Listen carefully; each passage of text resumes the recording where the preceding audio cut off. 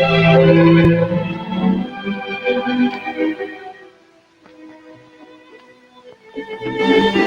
love you, Nora. Do you love me? Oh, I don't know, Jack. You're the only girl I've dated in 2 months. We get along fine. You do love me, don't you? I think so, but I'll have to think about it.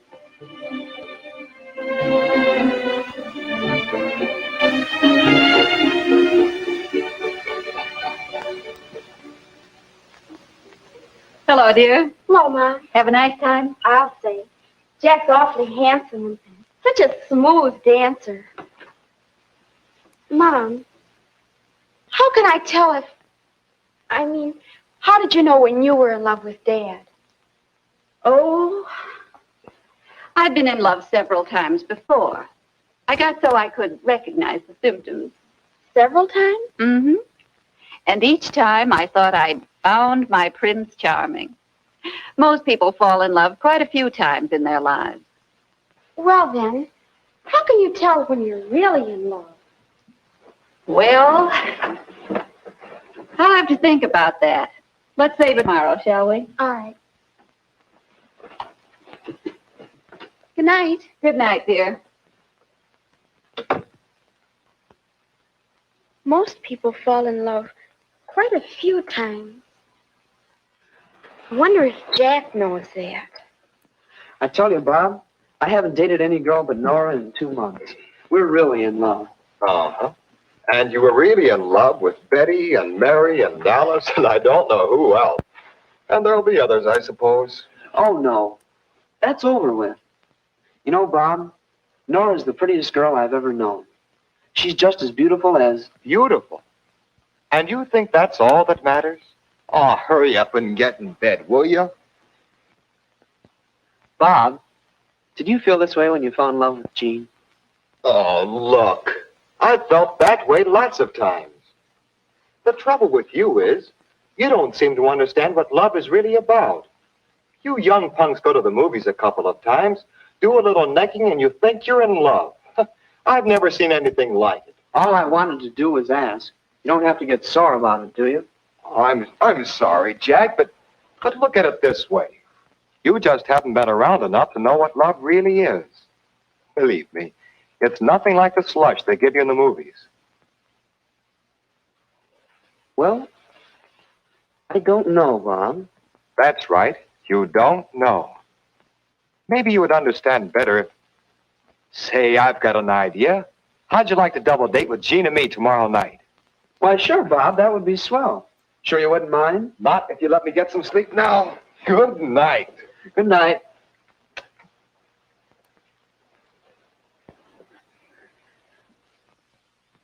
Oh, Jack, that sounds like loads of fun. See you tonight. Goodbye. Guess what, Mother? Jack and I are going on a double date with Jack's brother Bob and his girlfriend. They're engaged and so much in love. Jeannie has the most beautiful diamond. Oh, that's fine, dear. I've met Bob. I think he's awfully nice. Oh, I do, too. And speaking of love, weren't you and I going to talk about that today? Yes, we were. I've been thinking about your question, and, well, suppose we look at these snapshots together, Snapshot? Mm-hmm. Well, what do they have to do with love? Oh, I was just thinking that they might help you to understand how your capacity for love grows and develops just as you grow and develop. Here, look at this one. Oh, Mother, did you have to keep that? You know, in a way, you were in love even then. Every baby loves its parents for their care and protection. Of course, some people expect that care and protection all their lives. They never grow up. But it is a kind of love. Now, compare that with this picture. Oh, that's the boy who used to live next door. My, how he did love his teddy bear. Love? That's right. That's a kind of love, too. Possessiveness. A love for the things you own. Some of us never get over being possessive when we're in love, do we? You're beginning to understand. Now, here's a snap that shows how we learn to return love. by doing things for others. Well, what about love of our friends? Isn't that a stage of love? Yes, I think it is. Here, look at this. Why, that's Betty and Ellen and Ann. I took that picture with my first camera. Oh, I know. There was a time when I wouldn't look at anyone but my special friends. I guess that was a stage of love. Yes, and boys go through a similar stage when they stick together in gangs and won't have anything to do with girls. We soon changed that. Now, let's see. Oh, do you remember this picture? The captain of the football team. That was 2 or 3 years ago. He never knew how much I loved him. I guess he never knew I existed at all. Well, we all go through crushes like that on teachers or sports stars or movie stars. Then after a while, there's a stage that some people call puppy love. Why, that's Morris. I'd almost completely forgotten that. Remember how important it seemed at the time? I'll say.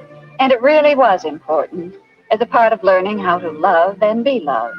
I think I can tell puppy love. Oh, look, there's the couple who met at camp last summer. I certainly caught them. Yes. And that's another stage where the physical side of love dominates. Sometimes this is mistaken for mature love, but there's a difference. Mature love. That's a new way of thinking about it. How can you tell when love is mature? Well, mature love is more settled. Mature love has something of the other kind of love in it and something more. It's tender, unselfish, cooperative.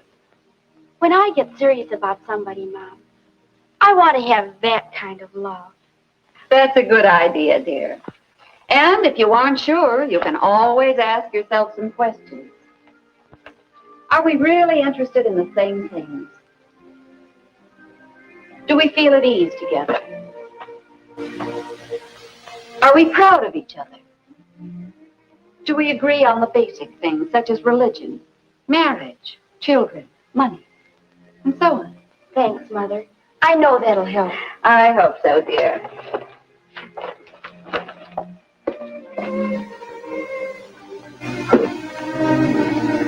Are we really interested in the same things? Do we feel at ease together? Are we proud of each other? Are we agreed on basic things? I wonder. I'm going to watch Bob and Jean, see if they have a mature love.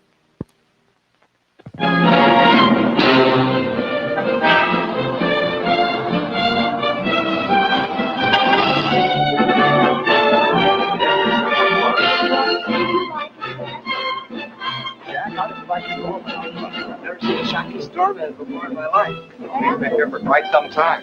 Oh, I'm having a wonderful time. I've never been here before. Oh, we're so glad you could come. This is one of our favorite spots.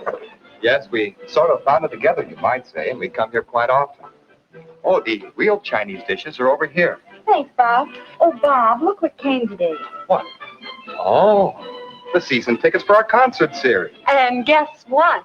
You're going to have to sit through another concert by that young French pianist you didn't like. You mean the same one we saw last season? That's right. Maybe this year you'll agree with me that he has real talent. Well, maybe, but only if he's improved. Oh, Bob. Well, at least we'll have fun debating it. Do Bob and Jean have a mature love? Are they interested in the same things? I'll say they are. They seem to have so many things to talk about and do together. Say, Nora, talking about music, have you heard the new recording of the Brahms Violin Concerto? Well, no, I guess I never really learned to appreciate classical music. Huh. Are Jack and I interested in the same things? I wonder. Another question Mom asked. Do we feel at ease with each other? You know, there's no telling what we'll get, but I'm willing to take a chance if you are. Oh, that's the fun of it, Bob. What about some of this watercress salad? That's a fine idea. Bob and Jean certainly are at ease with each other. But what about us? Well, I've made up my mind. I'm going to have the leg of lamb. Oh, well, I thought it would be fun to try a Chinese dish. That's all right if you like that stuff. Me, I'll stick to the lamb. Well, Oh, come on, Nora. Take a chance with us on the lobster Cantonese. oh, I'd like that. No, I don't always feel at ease with Jack. He's so unpredictable. I guess I am, too. We don't really know each other. And Mom talks about being proud of each other. I wonder if I could ever be as proud of Jack as Jean is of Bob. Not right here and now, maybe. But he does have his point. When he gets out on that ball diamond, anybody would be proud of him. But I wonder if we'd ever agree on basic things. Jack, you know who I saw today? I saw Bill Johnson and his wife. You know, they've got a fine pair of little kids. They dressed them up like cowboys. Oh, kids are such fun. Don't you think so, Nora? Well, oh, here's the waiter with our soup. Children. Oh, we've never talked about things like that. Or religion, or marriage, or money. Bob and Jean really understand each other. They do have a mature love.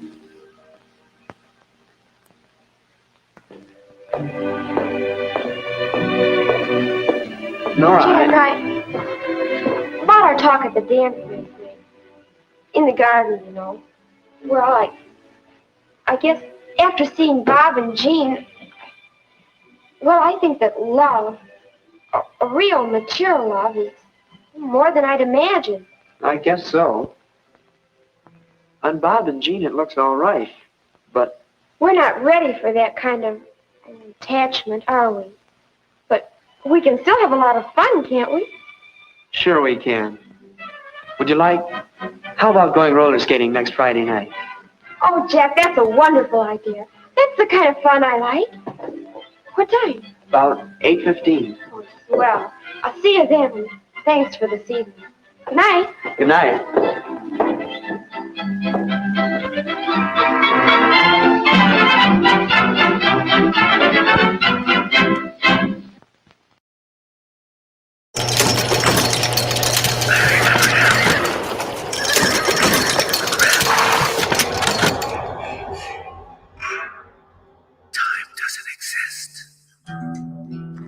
Yeah, and here we are again, approaching the crossroads. Some people will tell us not to look back, just to plow forward, but I think that's ridiculous. We can't connect the dots and solve problems without looking back. You need to build bridges, cross troubled waters, progress. Sometimes the hardest part really isn't letting go, but more like rather learning to start over. Because every day is training day. You're not really alone. And I think it happens to everyone as they grow up. You find out who you are and what you want, and then you realize that before you can live, a part of you has to die. That's a little scary. Actually, it's terrifying. Because what if you're wrong? What if everything you ever believed was a lie? What if you missed your opportunity? What if you're settling for the familiar? What if you lose all your material things? I don't know. That's why it's hard. But time is real and it's precious. So you must make a decision because it won't happen automatically. You have to accept the sacrifices and tell yourself, I don't care how hard this is because the moving part, that leap of faith is actually the easy part. It's the keep on moving part that is difficult. And I also know that enthusiasm is highly contagious. So we better get started, because here it is again. A crossroad. What a pain in the ass spot to end up in.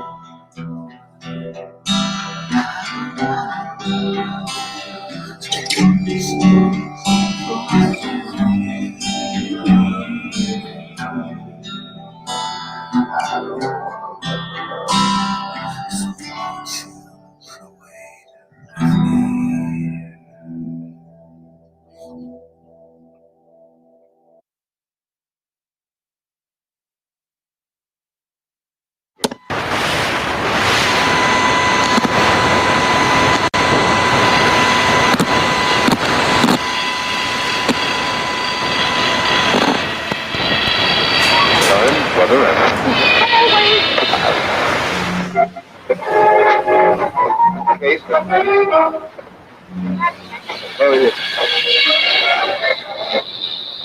authorities in Cumberland have concluded that in all cases, the killers are eating flesh of the people they murdered. Repeating this latest relative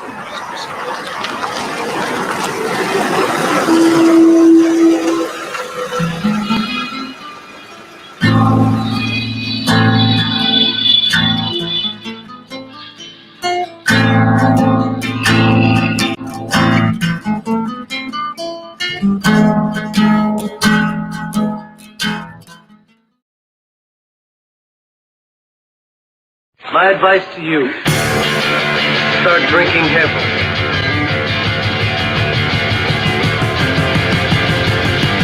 Well, hello, Mr. Fenton. Why,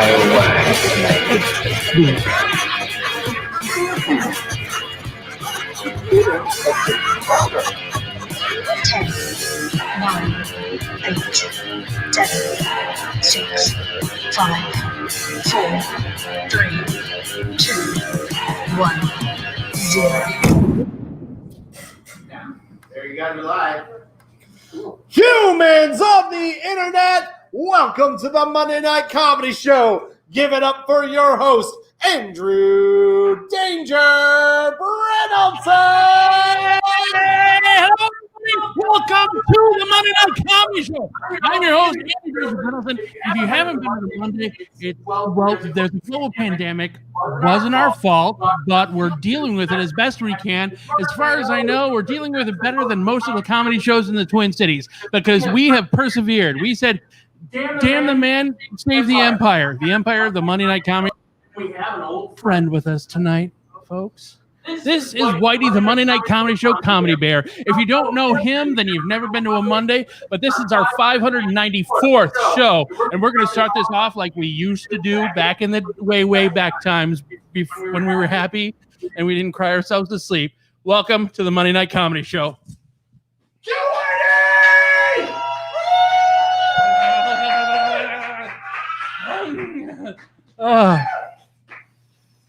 I can't tell you how satisfying that was. It has been so long. We're gonna put, you know what? We're gonna put Whitey's carcass right here amongst our little friends as a reminder to other comedy show bears who may or may not start the show. Hey, gosh, guys, what a wonderful show we have tonight. 594 shows. It is October 19th, 2020. It is our dear friend.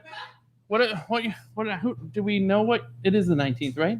Yeah, it's the 19th. It is because in my dream journal, no, it's not my dream journal, but in my paper journal that I've written 3 things on during this pandemic. One was my birthday, one was my mom's birthday, and the other was Lindsay McDonald Dorsey's birthday. If you don't know who Lindsay is, she's a dear friend of the show and has been with us since the beginning. And while she isn't at the show physically anymore because she's busy doing bigger and better things, she is still with us in spirit. And we want to sing happy birthday to Lindsay, as we often do. We don't sing happy birthday because there's some sort of something called copyright infringement. So we're going to sing another copywritten song called Stairway to Heaven. And this is for Lindsay McDonald Dorsey. Sing along if you know the words. I've never bothered to learn. 2, 3, 4. There's a lady who's sure all that skirts kiss more of Jim meow meow meow meow. What are the words heaven when she gets this? There she knows there's a stairway. I'm gonna take that stairway. I'm gonna go to heaven. You can come along, the lady. What she wanted for which Instacart. I know the humming parts because obviously and she, I got it. Stairway to heaven. Shimon. Happy birthday, Lindsay McDonald Dorsey. We love every bit of you, and we wish that you could join us here in Nano Taco Studios in North Minneapolis. Everybody in the studio, freak out! Clap your things! Yes! Clap it! Woo, woo, woo, woo, woo. Oh, we're having so much fun here during this global pandemic. You know what I wish was that we had a room full of people in a dark enclosed room with little ventilation. Sadly, we can't have that, just for safety's sake. So we got to have masks. We got to wash our hands and feet. We wash our feet here at the Monday Night Comedy Show because, you know, we're avid readers of the Bible. That is apropos, and I know you directed that at me, you hateful man. So shut up. Okay, if you didn't know who this is J Money, the motherfucking hawk. Caw live in Nano Taco Studios. Also in the studios, who do we have? We have Mercy Victor, who may or may not have a camera on them, and we've got Kat Morgan. There's Kat. We've got people we have a green room inside the building now. We used to have it out in the loading dock. It's a little bit cold here in the Twin Cities today, and so due to inclement weather, we have them inside, socially distanced, of course. They're not even allowed to make eye contact with each other, but for some reason they're wearing masks, but they're all naked. I don't know. It's a party here at the Monday every week. We have one of our streaming guests that's here. Who's here? Our good friend Nick Piontek. Nick Piontek. Can't wait. Nick, the last time you were here, I can't hear you right now because my the earbud experiment that we tried earlier was broken. But last time you were here, you were more or less naked. We can't technically confirm that you were naked, I think, but hopefully you're wearing next to nothing again. And I see a shirt. No, I'm fully clothed this time. Maybe next time. He is and I was naked. I mean, you can see my butt cheek. I was worried you guys would see my butthole. He was naked. Like when I was doing it, I was trying not to shit the wrong way. We can only rewatch those episodes, but and screenshot that and use it as your wallpaper on your phone. Yep. That's my humble suggestion.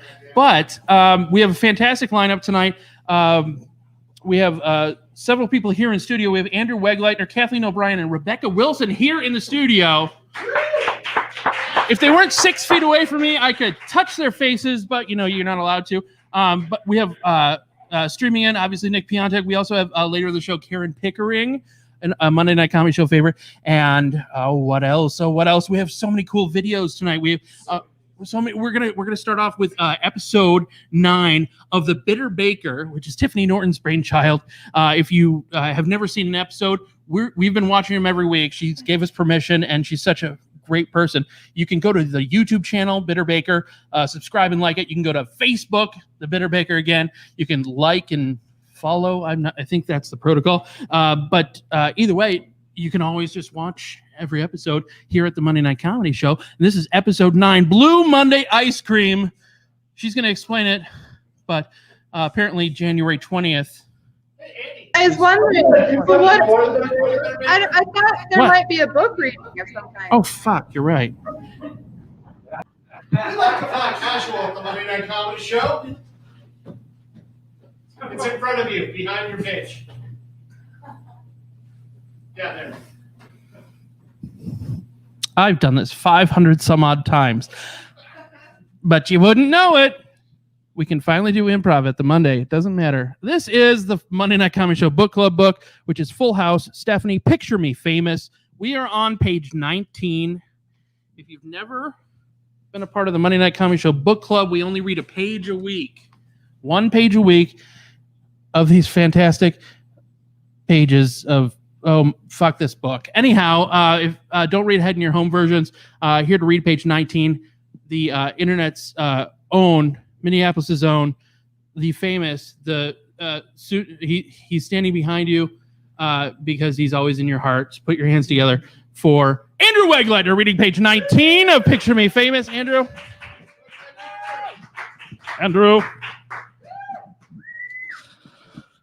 Uncle Jesse? Stephanie asked. What are you doing home? I thought you'd be practicing for your gig. Well, I should be. Jesse sighed. I'm trying to write a new song right now. He pointed to his electric guitar propped up on a chair. Except that I have to make dinner and watch these little guys. Becky had to interview someone for the show. Your dad's still at work, too. Stephanie nodded. Her Aunt Becky and her dad were co-anchors of the television show Wake Up San Francisco. Jesse, Becky, and the twins lived in an apartment in the attic.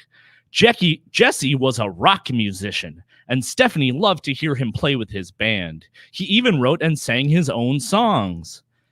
Gee, Stephanie thought, I come from a family of talented entertainers. Maybe some of that talent will rub off on me. Hey, watch out, Jesse cried, lunging for his guitar as Comet walked into the chair the guitar was propped on. Apparently, Comet had grown tired of being inside the doghouse and needed to stretch a bit. But his sight was obstructed by the Afghan that had been serving as the roof of the doghouse, and he couldn't see where he was going. Alex and Nikki giggled and pulled off the Afghan. Andrew Wegleiter! Give it up for Andrew Wegleiter! Andrew, wait. Andrew, come back. Andrew, on behalf of the Monday Night Comedy Show, we'd like to present you this suitable for framing certificate of completion of reading page 19 of Picture Me Famous. Here you are. Now touch my elbow. Touch my elbow. Thank you. That was Andrew Wegleiter. Woo. We got Whitey back. We got my clipboard back. We're just a fully functioning powerhouse of a comedy show. If I could just remember, the order that we have done this hundreds of times. That you normally do for the show. It's true. Anyhow, now we're going to show a video. Bitter Baker, episode 9, Blue Monday Ice Cream. Please enjoy and comment. Bitter Baker.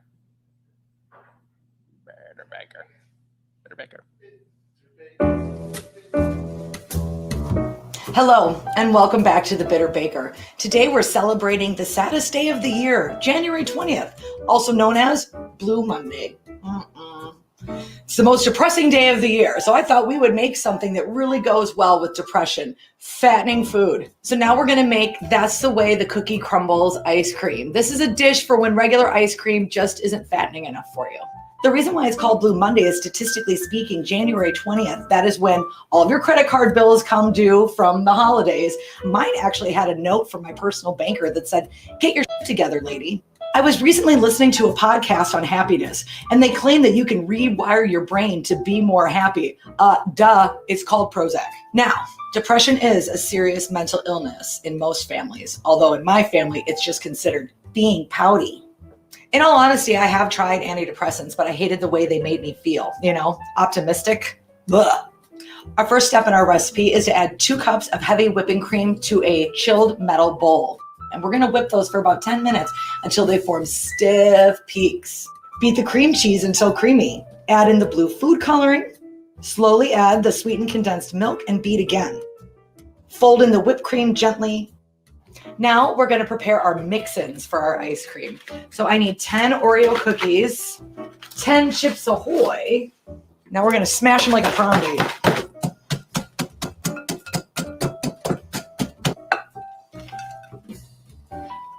If you feel that you are suffering from depression, why are you watching this? Hit pause, seek medical attention. And if this doesn't look like enough of a party for you, might I suggest an additional mix-in? How about some Zoloft? And we're done, and it's ready to enjoy after just chilling for a couple of hours. Or if you can't wait, you can just scoop it up and put it into a bowl now, because you don't need to start having self-esteem at this point, right? So all that's left to do is put on your pig-out pants, your dirty robe, and start binge-watching Real Housewives of Beverly Hills. Enjoy. Don't forget to tune in next time when we make Quit Shooting Your Mouth Off, Megan muffins.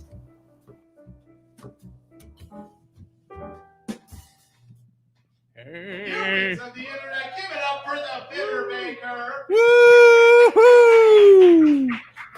The Bitter Baker is, of course, Tiffany Norton, a good friend of the Monday Night Comedy Show. And You can, of course, follow her YouTube channel, Bitter Baker. Go to Facebook, just look up The Bitter Baker, and she's making fantastic episodes. That was one of 3 videos. We try to show 3 videos here by local performers or friends of local performers. They're just friends of the show. And our next video we'll tell you about when the time comes. But you might remember our next performer, our first actual performer here, from reading page 19 of Picture Me Famous, the Full House novel about Stephanie Tanner, the middle daughter from Full House. Put your hands together. Everybody, internet, studio, everybody freak out for Andrew Wegleitner!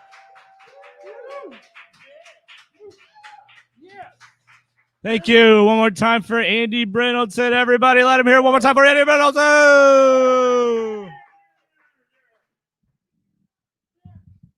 Was that a yabba dabba doo?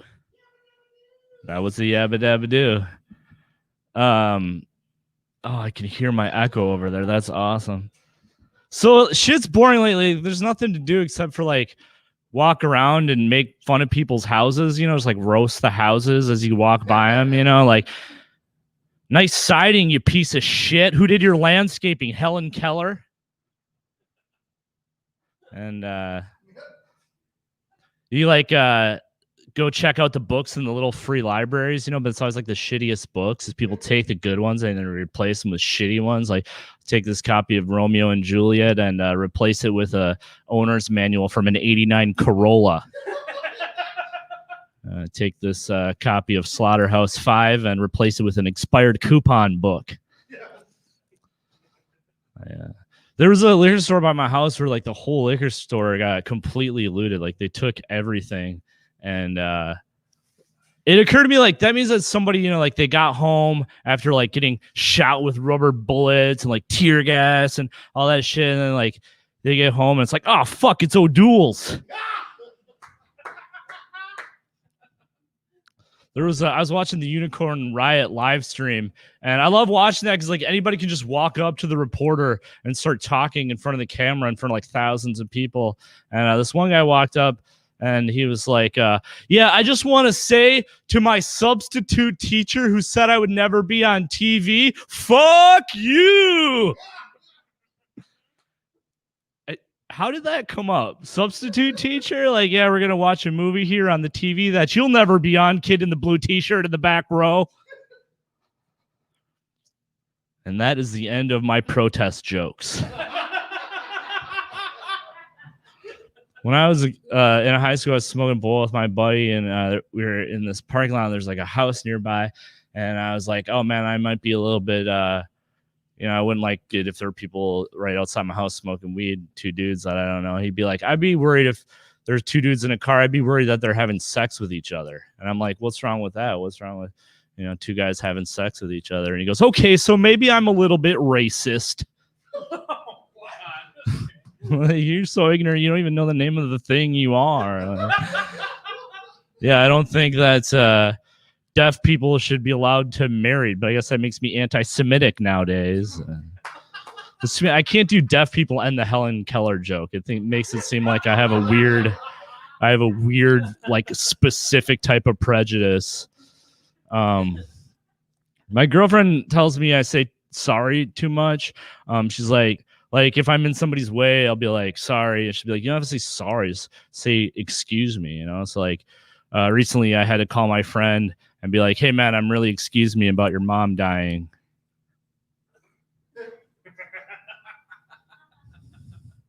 It's nice to be performing for this multiracial group of paraplegic children.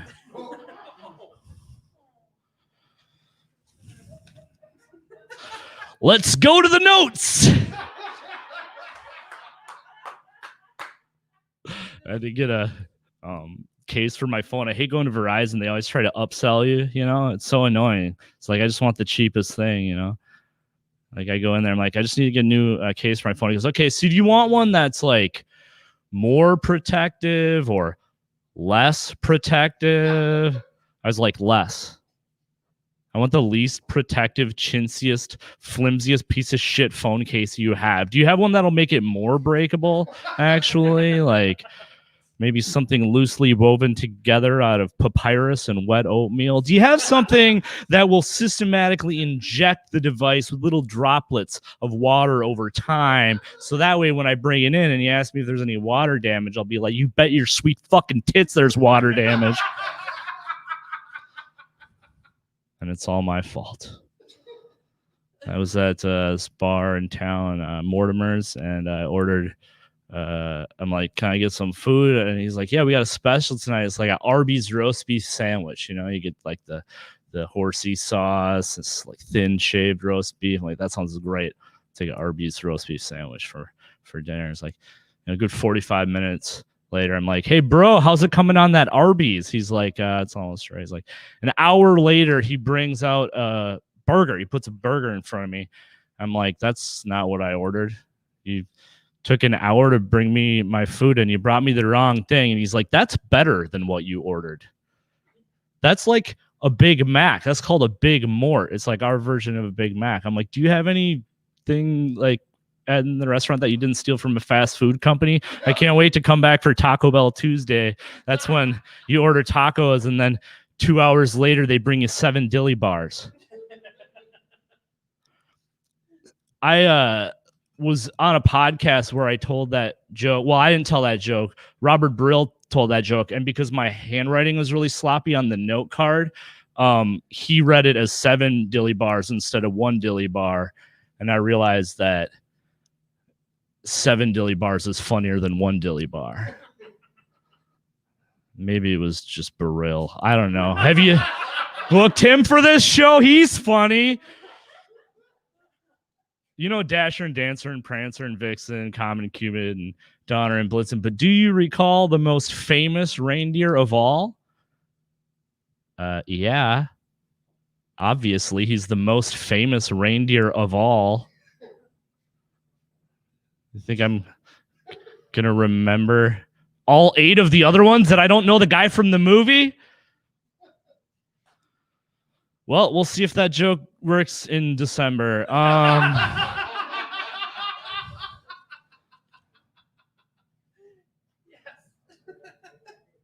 So my cousin committed suicide recently, and it's not funny, obviously, but like the one thing that's like kind of funny is like the last conversation I had with him, I just texted him a link of a podcast that I was on, and he didn't tell me like if he liked it or not. He just shot himself in the head. It's like not exactly constructive criticism, man. Lighten up. He's my cousin, you guys. I don't know why you're sad. You don't even know him. I saw this ad when I was on the internet that said, tired of masturbating? I was like, no. That would never happen. And they have those like enlarge your penis pills, you know? And it's like Ron Jeremy's the spokesperson for the penis enlargement pills. Like, that's not who I'm going to look to for advice on, like, because he's already, like, he wouldn't need to use like, if I'm going to ask somebody for which penis pill, I'm going to go to, like, the Baby from the Nirvana album. I don't have, like, a stopwatch or anything. It feels, like, long, though. I'm just saying, experientially, I've been up here a long fucking time.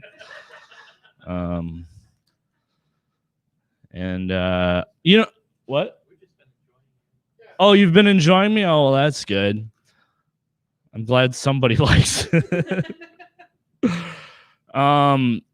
So I heard that when Johnny Cash covered Hurt by 9 Inch Nails, you know, Trent Reznor said that like that song just belonged to Johnny Cash because he did such a good job. He's like, 9 Inch Nails is never going to play this song again. And I wonder, like, do you think that's how The Who felt when Limp Bizkit covered Behind Blue Eyes?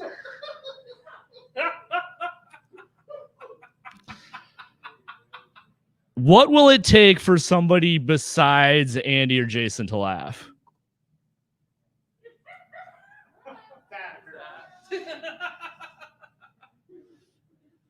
You're not.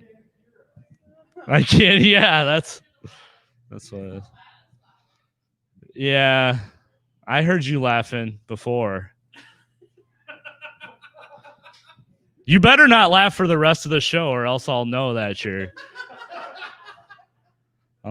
cheating. So my name's Andrew Wegleitner, but like I think I gotta get a stage name. It's like people have a hard time pronouncing that. So I think from now on I'm gonna go by Steve Wegleitner. People in the back of the room are laughing quietly on that one. I can tell. I was babysitting my nephew, my 5-year-old nephew, watching this show with this guy Blippy. I don't know if you guys know Blippy. He's this dude. He's got big orange hat, orange suspenders, orange glasses, orange bow tie. He's like the most annoying motherfucker you've ever seen. He's like, this is a show. I have one red ball. I have 2 green trucks. And I go to my nephew. I'm like, man, this guy's a real goofball, huh? And he goes, I thought you'd like this because you're a comedian. Like, really? You, my nephew's coming at me with this comedian shit now? Like, oh, you do stand up? You got to check out my guy Blippy on YouTube. I think you guys have really similar styles. He's learning how to swear, but he's not very good at it. Like, he doesn't have it down exactly. Like, he told me to fart my penis off. It's like I don't really know how to do that or what that means. He's like, you put your penis in your butt and you fart your penis off. And that wasn't how I wanted to end, but I don't know. Whatever. I like you guys. Good night. Bye. Oh, Andrew Wegleitner. Everybody in the studio, there are 150 people in the studio right now, and only 2 of us, and Kruger and I were the only ones laughing. So seriously, guys, do better. I mean, that's not terribly unlike a live show. It's not. No, it's more. There are more people in this studio than there are at an average Monday night comedy show in a bar. So that is a fact. We've had more. Usually we have more performers than audience members, but that's the curse of the longest running comedy showcase in the Twin Cities. Our cross to bear, not yours. But, boy, we've been bearing it. Being a big deal. It is. Speaking of big deal, coming live from his bedroom in North Minneapolis, everybody start clapping. Everybody in the studio, freak out. Everybody on the internet, freak out for Mr. Nick. Can you guys hear me? Is the sound good? I took my headphones off. Can you guys hear me? We're good. I was laughing because Aries hopped on the bed right as you guys were introducing me. Also, I posted a comment that said that I don't eat at Arby's because the commercials yell at me and it reminds me of my childhood. And I'm pretty sure someone deleted it. Is Arby's sponsoring the show right now or something? Did I step on some Monday Night Comedy Show money? Is that what just happened here? No? Okay. Well, I'll move on. I was like, hopefully I didn't hurt anything. My name is Nick Piontek. I got to start by saying Minneapolis legend Sid Hartman died. He wrote for the Star Tribune. He was 100 years old and wrote for the Star Tribune for probably 104 years, according to the internet. But a funny story is I thought Sid Hartman and Wally the Beer Man were the same person until I was like 24 years old. I was at a bar and I saw Wally the Beer Man and I said, I love all your articles on the Star Tribune. And he was like, you got the complete wrong old white guy, which is absolutely wonderful. And if you don't know, Sid Hartman wrote for the Star Tribune forever. He died yesterday, finally. But I have a great story. I was in the Holiday on 55 in Plymouth, and it was just me and Sid Hartman, and he was there, and he was full on yelling at this poor 18-year-old cashier as loud as a 99-year-old man could yell about the selection of fruit at the gas station. And he was like, well, really, you should start talking to your manager and you should really start working on this because this is not acceptable fruit. And I'm like, God damn, Sid, like you could be going to the grocery store, have somebody And this poor little girl's like, I don't know what's going on. This old man's yelling at me. And I'm like, not only is that old man yelling at you, he's going to write an article about the twins tonight, half delusioned, eating your crappy fruit. And so I always thought that's funny, and I love to tell that story. Halloween is coming up, and I said this joke earlier on one of, I think, the show that I did naked, and I was really naked. But the show that I did naked, I full on yelled at a kid because they were wearing a stormtrooper outfit with a lightsaber, and I was like, "Stormtroopers do not have lightsabers. You have a gun, and you cannot shoot anybody with it. At least get a better effing costume. You're not a Jedi." Are you chiming in, Andy? To nope. All right.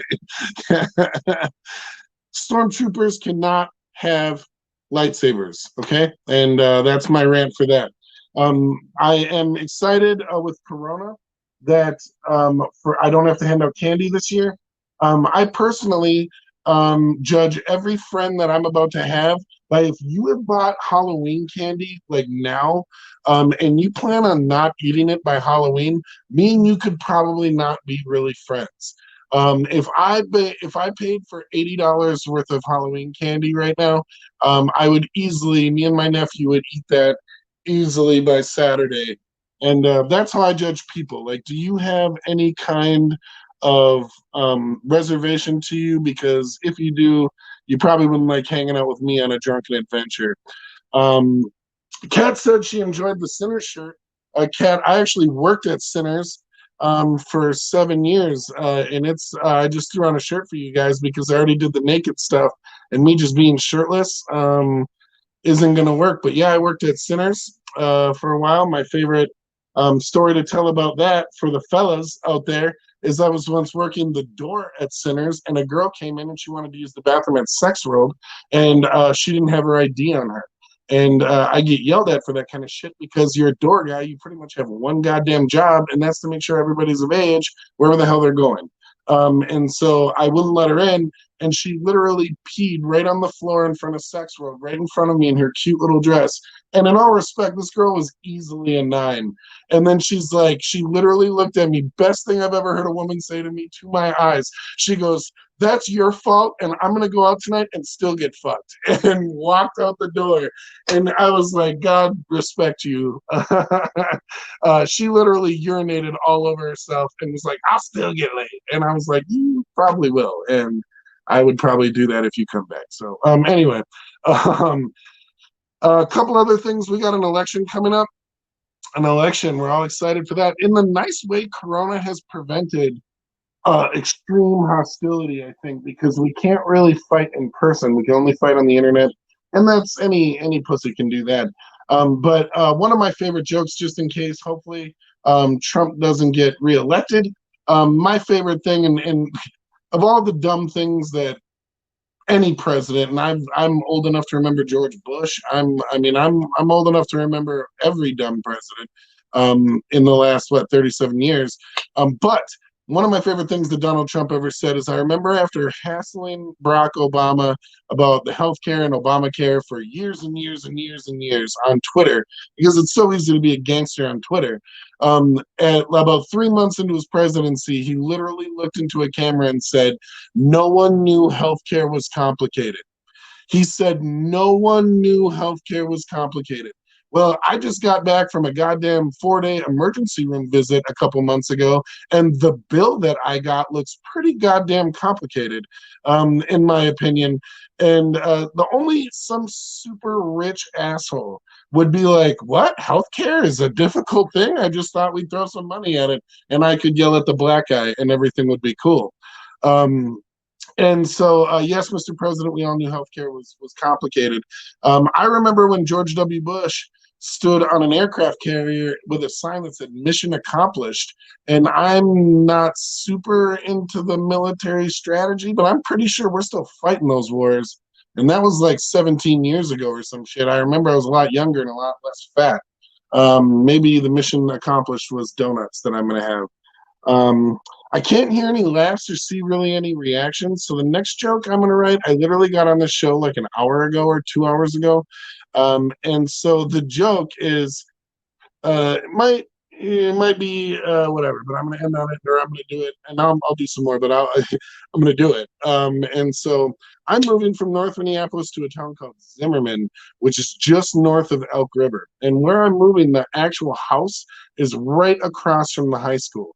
Now, as I drive up to this house, I see about 300 Trump signs everywhere that I go. So one of the things that I plotted in my mind is to hand out iced tea and Skittles to every white kid in a hoodie that walks by my house, and then call the cops and say there's some suspicious characters walking around and there's been a bunch of burglaries in the neighborhood, and just kind of see what kind of chaos I can create amongst white people. You know what I mean? Because I've lived in North Minneapolis for 18 years, and I've always kind of been checked by the city. Now I'm going to have complete free reign to be absolutely chaotic and as insane as I can be in front of a group of 95% Republicans.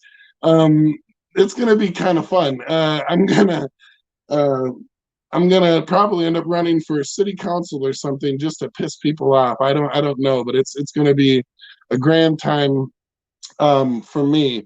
And you know what? If you were watching that joke and you were like, you know what, that's kind of a fucked up joke. No children, not white kids or black kids or trans kids should be harassed for having iced tea and Skittles. That was the exact fucking point of the joke. So I'm gonna work on it and make it better and make it more aggravating. But and I'm gonna hand out Skittles. So there's that too. What else am I doing? What else? You can see my boy Aries back here. I love that he's just been shifting around back there. I've been my whole entire set. I have to watch him to make sure he's not chewing on my headphones. If you guys remember, Aries ate half my hand not too long ago, and he is the sweetest creature you'll ever meet. But you can see how my hand is healed, and that was when I was in the emergency room. You want a close up of Aries? I can give you a close up. Aries, Jebby, can you see Jebby right there? Yep, there he is. You want to do the rest of this set with me, buddy? There he is. He's a beautiful dog who is a great creature. 99% of the time, and then the other percent of the time, he pretty much wants to kill everything. And luckily enough, I love him, and sometimes I like to kill stuff too. And dope rhymes is what I mean. I'm just kidding. And so one of the other things I wanted to tell you guys, now that I'm leaving North Minneapolis, I love my north side, but I am going to enjoy being out in the suburbs just because of the lack of neighbors that I'm going to have. And I wanted to share with you the other day, me and my nephew watched my neighbor to the alley literally break up with her boyfriend, then make up with him, then tell him she was going to kill him, all in the matter of about 13 seconds, while she knew we were standing there letting the dogs out. And I was like, God damn, I love this city. Like, this makes me, not only did we have some entertainment, but I got to feel really, really good about the fact that I'm single and chubby and my beard sucks. Because at least I'm not going through relationship drama. So there's always something, right? And no matter how sad life gets, just remember, somebody's in a worse situation. Someone's probably fucking their best friend's spouse or something. You know what I mean? So, just be happy. And hopefully everything works out with our election and shit. Go out and vote. I always tell people that even if you're not voting for the thing that I'm voting for, and as I said last time, and it got me almost banned from Facebook, if you're a Democrat, you vote November 3rd. If you're a Republican, you vote November 5th. If you're a Libertarian, you vote whenever you want because you're a Libertarian. And then my name is Nick Piantek, and I think that's all I got for you. Humans of the internet, let's give it up for Nick Piantek. You want another close-up of Aries? I can do another selfie with Aries.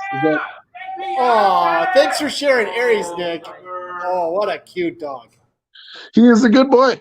Most of the time, sometimes, occasionally, he is a good boy. He is a good boy. Was it funny? I couldn't tell. It's hard when I do it virtually and I get no response. Wegs was bitching. And I'm like, I don't know. Should I have done the white kid Trayvon Martin joke? Because I really think that one, I liked that one when I laughed about it.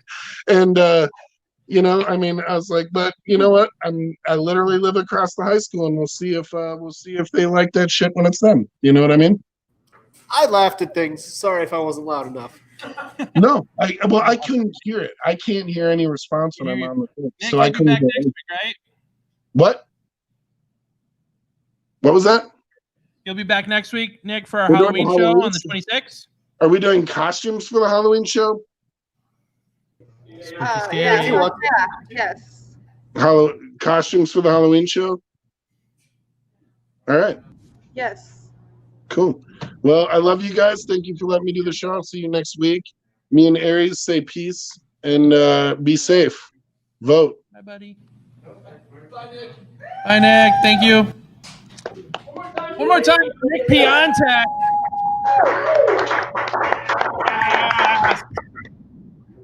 Yes, Queen. All right. I left my clipboard over there, but I don't need to. I don't need it to know who's up next because she was just here a few weeks ago, and she was gracious enough to come back. So far, so good in the studio experience. And if you want to perform at the Monday, please just send a message to mncs@gmail.com or just message us on their Facebook page. Ronnie and May will respond, or sometimes Jason and I will if they're too busy. It's all good. We would love to have you here in studio or streaming from your home is good too. But you know, in studio is always better because listen to all these fun people in the studio. It's called pandering. There it is. There it is. Yes. Perfect. So our next performer live from Nano Taco Studios. Everybody start freaking out in studio and at home for Kathleen O'Brien. Welcome. Yeah. All right. I love that here in Minnesota we're so nice. Like the other day, I overheard a woman refer to Hitler as a wet blanket. Kind of downplays how bad Hitler was. That's like saying Jeffrey Dahmer was just a fussy eater. Or that Genghis Khan was just a hopeless romantic. He raped a lot of people. All right. I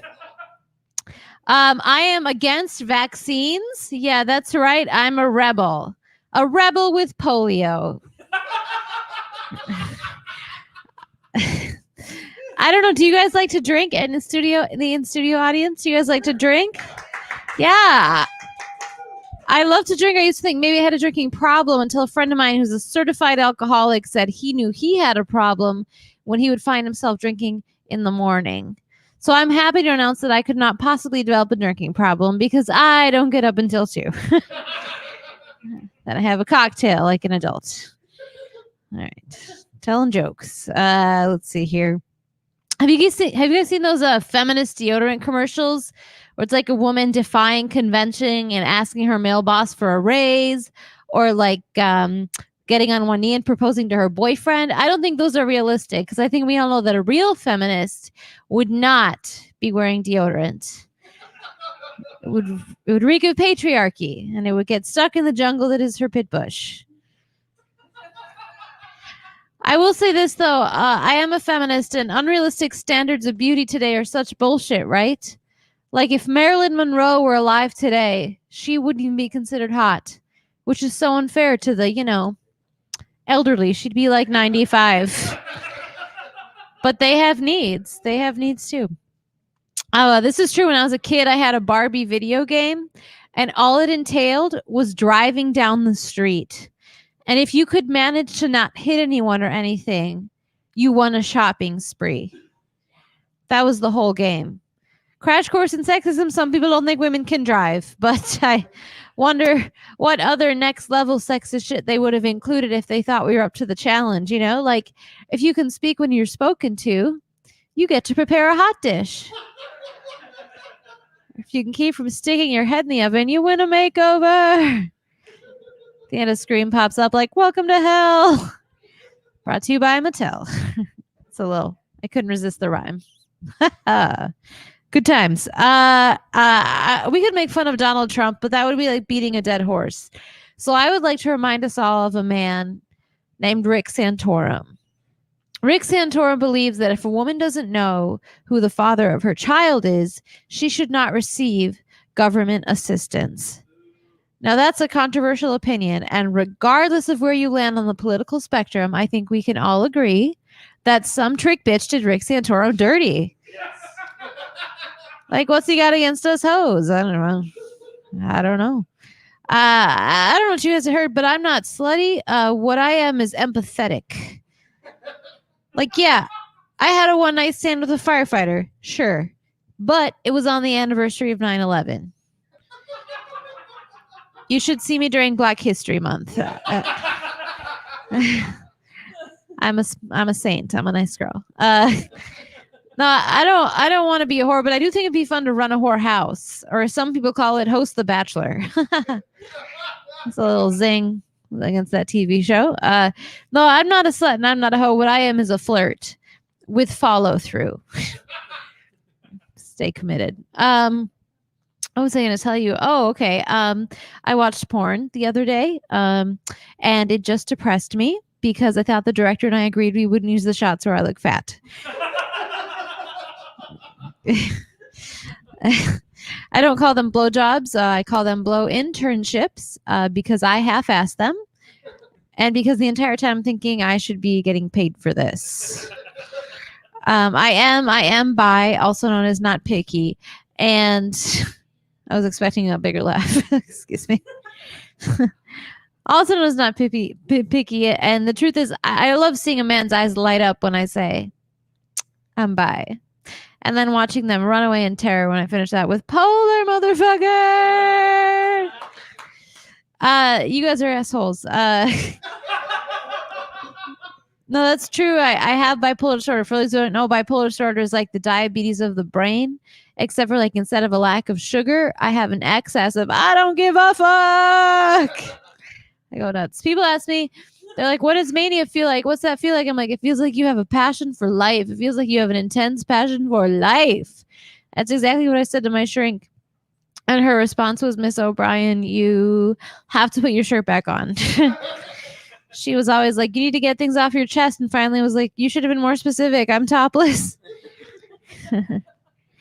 Oh, man. The thing that sucks about having like a manic episode is that it's hard to be discreet, you know? Like if you have a heart attack, it's not all over Facebook, you know?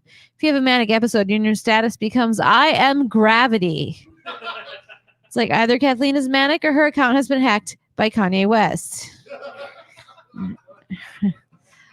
Oh, man. I've been to the psych ward, too. I've been to the psych ward a couple times. Going to the psych ward is like getting married, you know? It's all fun and games until you realize you're committed. There's no way of saying it without just saying it. When I was manic, I thought I was the second coming of Jesus. Please laugh. I'm fine. But in that situation, you go to the hospital, and for some reason, there's like a priest that like visits psych wards, I guess. And one day, this nurse, I'm the Messiah, and this nurse is like, Kathleen, would you like to see the priest? And I was like, I think you mean, would you like to see me? I don't know if you heard of the rapture, but I'm kind of a big deal. Man. The thing that sucks, too, is like, when I'm manic, what I want most is world peace. World peace. Which sucks, because that means that at my most creative, I have the originality of a Miss America contestant. My life is basically like that movie A Beautiful Mind, except for like instead of being super good at math, I tell jokes about my pubes. So... And I'll leave you with this. 1% of the population has the mental illness that I have, which is crazy. That's like a lot of people. And got me thinking like what it would be like if all the loonies in the world were in the same place at the same time. Like, I think it'd be really interesting, but I don't really feel like going to a Trump rally. You guys, you've been fun. Bye. Humans of the internet, give it up for Kathleen O'Brien. Keep it going for Kathleen O'Brien. Clap your hands, and I got them. Yeah. Oh my goodness. I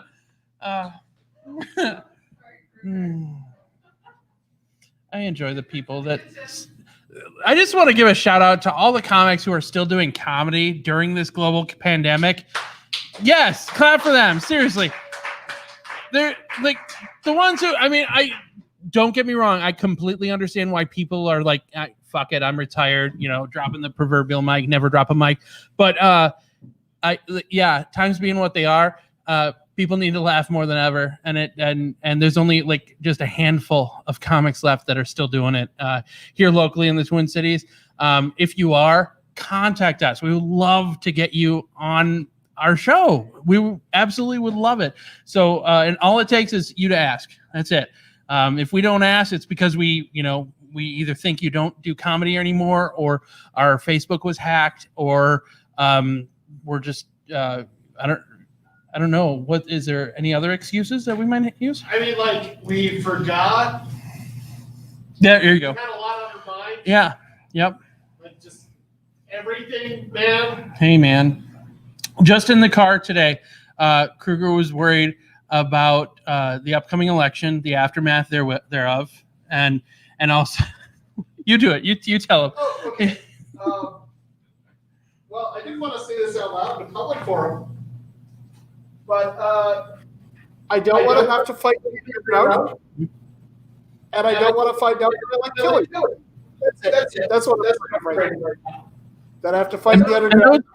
Those are such legit fears, unfortunately. And guys, if you don't know Kruger like I do, it would be a shame if he started liking killing, because I just don't think he'd be good at it. And he's just too damn nice. His heart would be in it, but his skills, I'm sorry. His skills lie elsewhere, in rapping and playing my iPod, Magic the Gathering, making love. This is where you scroll your phone number at the bottom. Oh, is it? Yeah, 612-296-6500. That's your phone number. Is it? Is it? Yeah, it's weird. your phone number. Weird.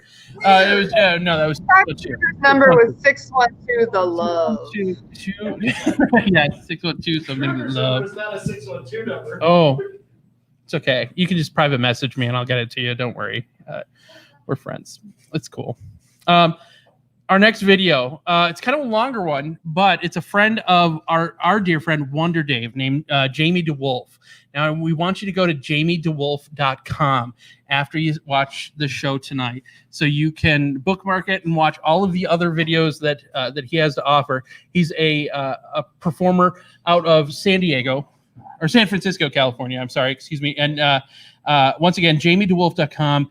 This video is called The Newish Testament. And if you were brought up religious, you're going to appreciate it. If you're brought up religious and you're still religious, you're not going to like this at all. In fact, you'll be deeply offended. But you know what? Hopefully it'll make you think about all the things you've done wrong in your life. And I think it's a really funny video. That's why we chose it. So everybody start freaking out and clapping for The Newish Testament from Jamie DeWolf Films. jamiedewolf.com. The Newish Testament. Enjoy.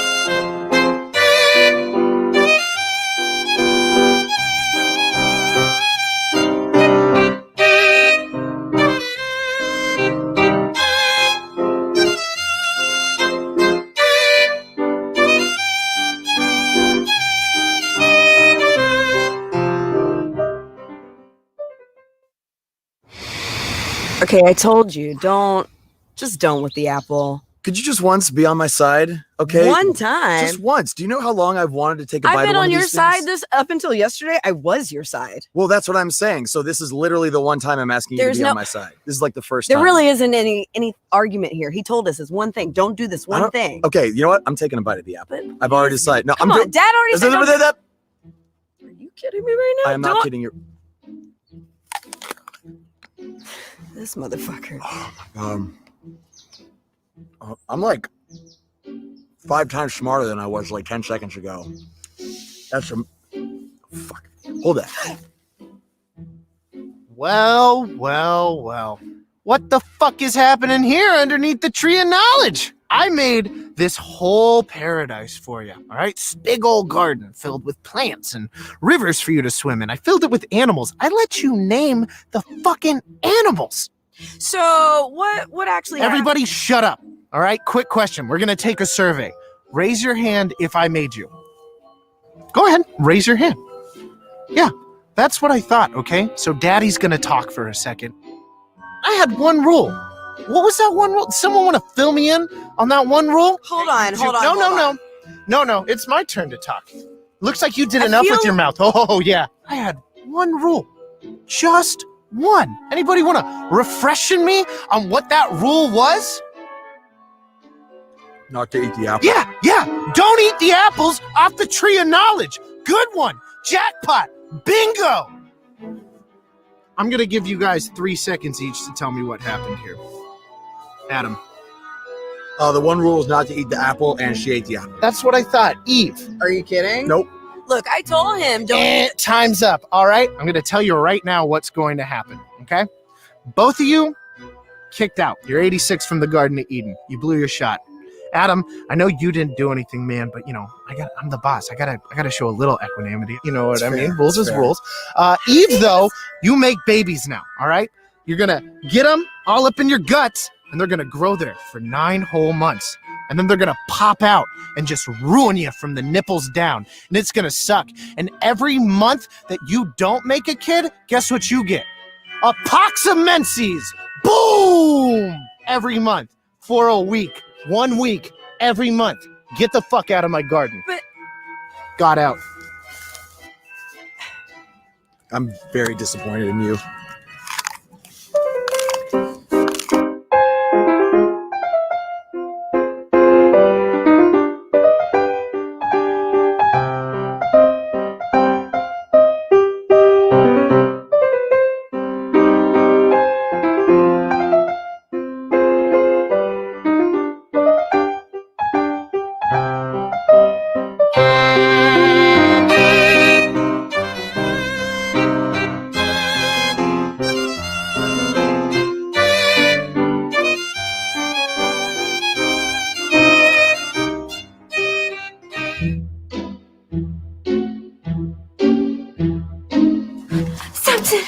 The Philistines are coming! The Philistines are coming! Shut up.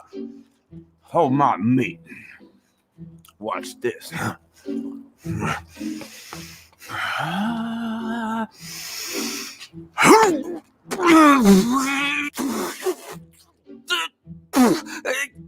Watch what? Hold on, shut up. Come on. It's coming. What about the roof? No, it's there. It's gonna fall. No. Go ahead. Keep going. Well, keep going. No. This I don't know Try what again. this never happens. Don't give up. I mean, maybe we could try this in a couple minutes. Maybe just like give me a second. Give me. Come on. Hey.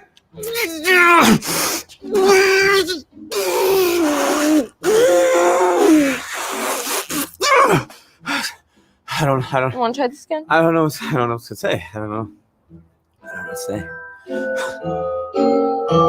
feeling strong? You feeling strong now?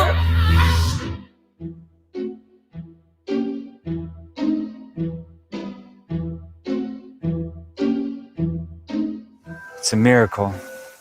See, so it's like I was telling you before. This weird ghost came into my room and just kind of like climbed into bed and started forcing himself on me. And I'm like, what are you doing? Like right now. And he didn't even ask. He just kept on going. And like, he wanted some shit to come through me. And it was all weird. And I thought, wow, that's just a freaky way to lose your virginity. Like, Miracle.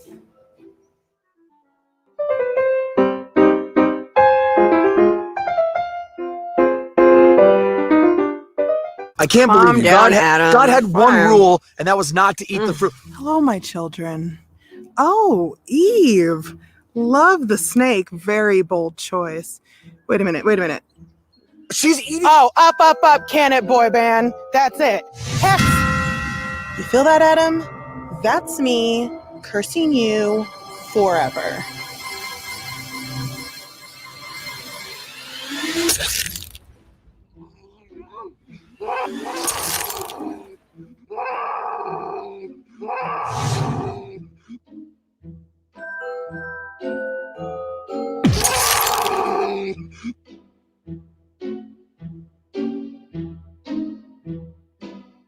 You know me, even on our wedding night, I didn't give it up. And then this just ghost comes into my room like a friggin' mist and talking about the last coming and the first coming, and then just starts coming, and it's just bam, just I wake up and it's just kicking.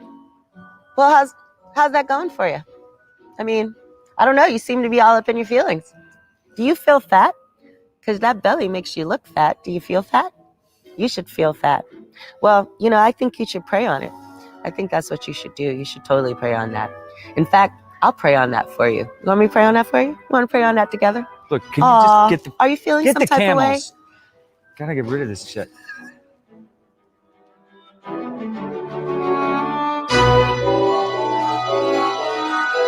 Mother, it is the Son of God. Jesus is home. Mother? Who's your mother? Me? Oh, okay. I see. You wasn't hollering mother when you snuck into my room that night trying to get all busy next to my husband. So, let me get this straight. Are you the son or are you the baby daddy? That wasn't me. Because if you the baby daddy, I'm going to need some child support. Well, that was me, but it wasn't me. It was more like the Holy Spirit me. And this is the me. Matter of fact, I got a lawyer up in Nazareth. He'll be in touch with you. Oh, can I get a little love before they, stick me up there? I can't believe I died for this shit.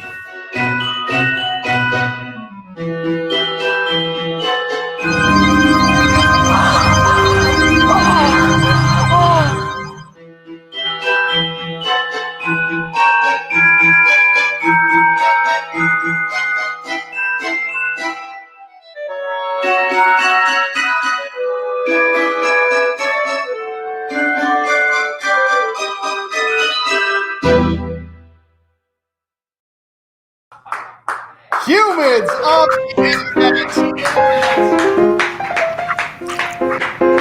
Come on. Okay. All right, hit me. Wine.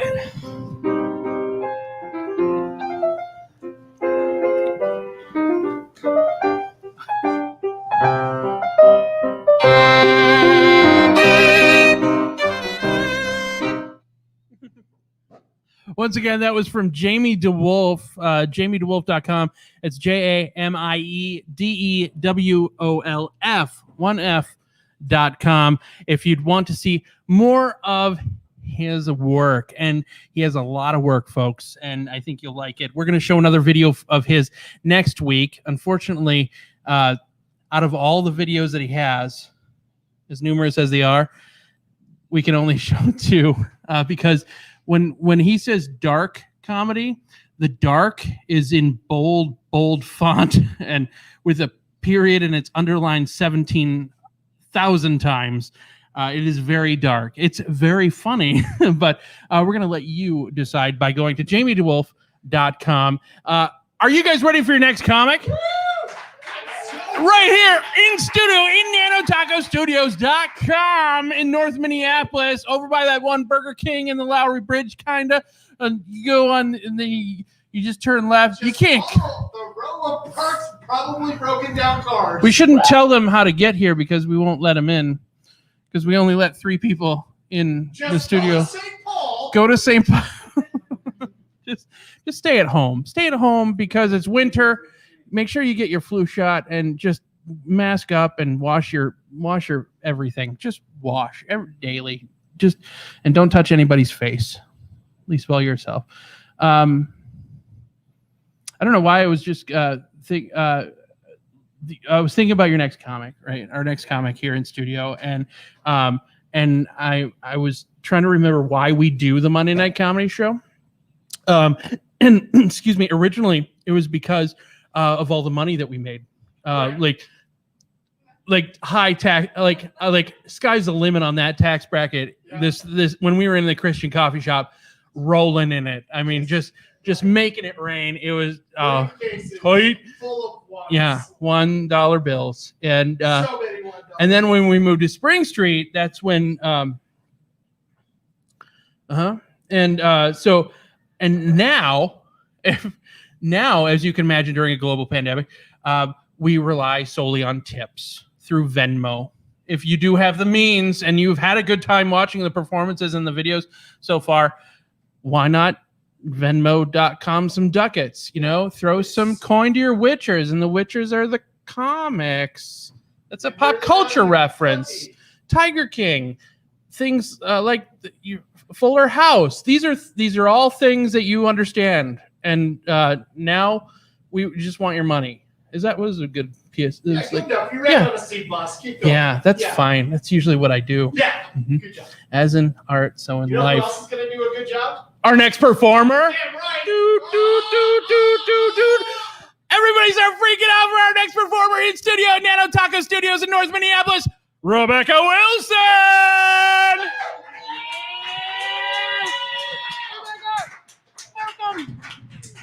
Woo! Oh, thanks, you guys. Thank you. So, it's hard not to treat my boyfriend like a baby. Oh, okay. Well, let me clarify that a little more. It's hard to not treat my boyfriend like a baby because we don't have a baby. So when you're a woman my age, childbearing age, romantic love comes intertwined with, that baby kind of love, like you can't get the peanut butter without the chocolate with the Reese's. Okay. So it kind of combines intimacy with that. So it's kind of like, oh, who's my sexy man? Oh, you're my sexy man. Yes, you are. Oh, you little penis. Oh, you cute little penis. You penis. You penis. Your adult-sized man penis. Okay. So I don't know. It's weird the way like adults treat kids, right? They call them like tiny humans. It's gross, right? Like they're kids. They're humans. I don't know. I think these adults need to take a page from Miss Frizzle from Magic School Bus. She treated those kids like adults, you guys. She's like, well, hopefully you have your motor skills to zip your spacesuit because you will suffocate and die out there. Oh, Arnold, don't worry about going to an active volcano. Permission slips are for pussies, all right? Yeah, I don't know. I love my mom, but I feel like, how there's controls on TV, parental controls for kids? There needs to be a parental control for my mom. It controls what she's allowed to watch. And it should be just Good Morning America, and that's it. Like, she's a sensitive soul. I get it. Like, she cannot stand to watch any entertainment that has any child being in danger. So, like, I'm just afraid I'm going to go home and visit, and my mom's just curled up, bawling on the couch. And I'm like, Dad, what's going on? And he's like, I don't know. I came home, and she was watching My Girl. Like, I don't know. She's like, then I watched Taken. And I'm like, Jesus Christ. Gotta control Kathy. A great benefactor, by the way. Thanks, Mom. Okay, so it's Halloween, so everyone's like, oh my gosh, I'm gonna be so naughty. I'm gonna have a treat. I'm gonna eat candy and feel so guilty about it. It's like, shut up, Susan, eat the Snickers. Like, get over it. And you can just tell with advertisements, right? Like the way that they advertise dessert snack food to women.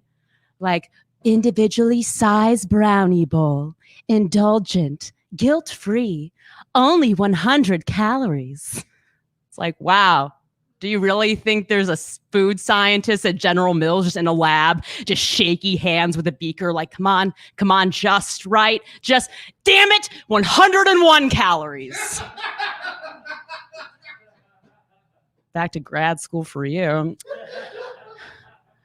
Yeah, I don't know. I grew up, I was a baby in the 90s, and I remember like a lot of great music back in the day, right? Like Britney Spears, Backstreet Boys. Remember all my kindergarten friends and I would be singing like, am I sexual? It's like, no. No, you're not. My favorite was Lou Bega's Mambo Number 5. Yeah. A little bit of Monica in my life, a little bit of Erica. And all I could think of as an 8-year-old was like, why didn't he say Rebecca? Why didn't he say my name? Like, I was concerned as a second grader that I wasn't part of this grown man's sexual rotation. But it's fine. I don't know. There was another band, if we remember, 98 Degrees. Yeah, it was Nick Lachey and those 2 other dudes. And I did the math on this. So 3 men make 98 degrees. That means each man individually is 32.666666666 degrees. They're just slightly above freezing. They're just 3 chilly dudes that got to record a song with Stevie Wonder once. And Stevie Wonder's like, awesome, I love NSYNC. Yeah. I don't know. So it's spooky season, right? We love horror movies. I love horror movies. But my favorite one is definitely Big. All that kid wished for was to be big. And then he woke up and was an adult man. I can't think of anything more terrifying.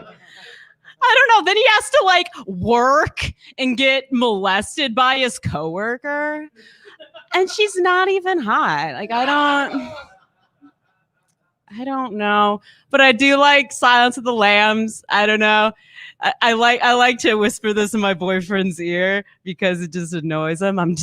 I do one of the last lines of Clarice, which is just, Dr. Lecter. Dr. Lecter. Just very frantic, very West Virginian for some reason. I don't know. Let's see. What do I want to do? Oh yeah. So I feel like I'm a woman who never needs to get married. And that's because I have a strong last name.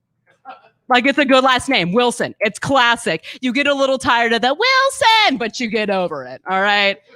Like, if my last name was Wiener, you bet your ass I would have gotten knocked up at 15 to get out of that situation. Like, not good. But I don't know. I like to exercise. I do. But I like my workouts like I like my men. Physically, mentally, and emotionally exhausting. Wow, okay.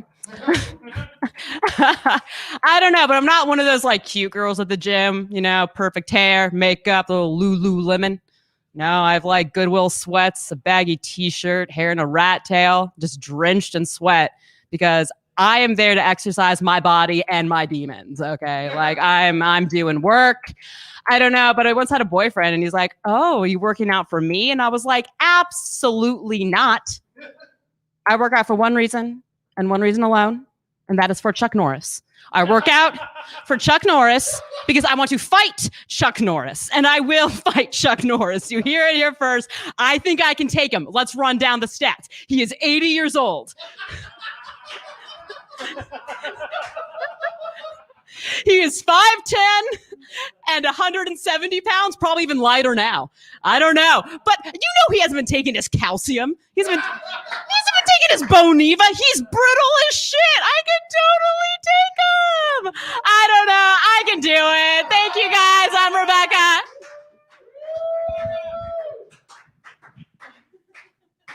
Humans of the internet, give it up for Rebecca! Yes. Just one small little thing, Rebecca Wilson, regarding Elizabeth Perkins from Big.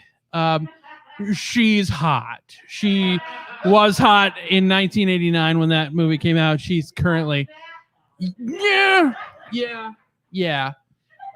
She was Wilma in the first Flintstone. The only Flintstones movie that we do we acknowledge any Flintstone movie? I don't know. What? Yeah. We got a couple of comments that I didn't mention before that I think we should. Was it about Elizabeth Perkins? No, but David Mutter suggested that God smote us for leaving his coffee shop, so that's something we should probably keep in mind. It was her coffee shop, but okay, whatever. fair. You know, Her semantics. Anyhow, we left the Christian-owned coffee shop due to different opinions with the then owner. You know, I don't think I actually told the true story. I'm going to tell the true story because I don't think he follows me anymore on Facebook. So I had a kid in 2011. That's when we stopped being at the Beat Coffee House in Uptown, and I was scheduled to work the day after my son was born. Now, some of you don't have kids, but those of you who do will commiserate. When you have a baby that is 13 hours old, the last thing you want to do is be a motherfucking barista for conservative Christians. You want to hold your baby because your baby's like this big. He's like a bean, and you can juggle him, and it's fun. Okay, don't juggle babies. That's your takeaway. But so we got into a little bit of a verbal altercation, and I said, you know what? You don't get to have me, because that was a movie line, and I thought that would be funny. And I think it was Gross Point Blank. I was being Minnie Driver. No one cares. Anyway, and I said, you know what else? You don't get to have my motherfucking show. I said that because I was hadn't slept for 12 hours, and I was really kind of sleepy. And anyway, that's the reason why we were not at the Christian coffee shop anymore. And we also had an offer to move to a bar, and I like to drink. Thank you. It was just getting so hard to smuggle our booze into that coffee shop. It was. Everybody had Four Loko in their knapsack, Greg Hernandez, and was drinking it in the bathroom. So we said, why not go where they don't serve Four Loko, because that makes you blind. And there you go. So that's our Grand Casino Hinckley story. And speaking of, did Karen log in by chance? I've not seen. She's not. Okay, so tonight we were supposed to have Karen Pickering as our next comic streaming in from her home. Unfortunately, she's there's some technical difficulties or something. So we hope Karen is doing well, and we will get her on a very, very soon show. But to end the night, as you might know, Right Culture from Vane Mainstream has been putting out weekly videos up until the election on November 3rd, and this week is no different. This is episode 6 of Right Culture. Now, this particular video, all of these videos get darker and darker as we go. We were warned of this. This is satire. And if you can't really dig on satire, maybe you should be done watching the Monday Night Comedy Show for tonight, because this video has a lot to do with society's views on body shaming. Now, as a fat person, I can totally fucking relate to this video. But you as a viewer, maybe make an informed decision. Do I like my body? Do I want to watch a video about body shaming and how the world is so fucking skewed when it comes to this? Because you know what? This is not attractive in my own eyes. That's me speaking about me. But I'd rock your fucking world. I'm just saying. So it's that little bit of confidence, misplaced though it might be, that everybody needs. And I just want you to know, whatever your body shape is, it's fucking banging as shit, and I would totally hit that. Anyhow, let's watch Right Culture episode 6, Pretty Ideal, from Vane Mainstream. Here you go.